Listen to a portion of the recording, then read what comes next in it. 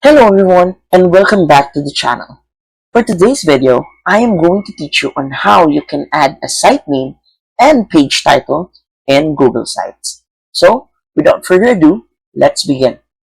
First, go to sites.google.com and log in to your Google account.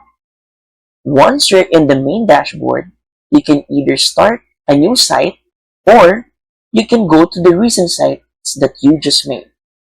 I'm gonna click here for this video. So, first, how can we add a site name? The site name is the one located on the top left of your screen, right here. So, currently, I have one. To edit it, you simply have to click, and then you can change it to whatever you like. Let's say, workspace site. And that's how you can change the site name. How about the page title? If you go to the right corner of your screen, you can see the pages right here. Click on that and you can see all the available pages currently in this project. So, for example, on About Us, go to this three dots right here on the right part and then click on Properties.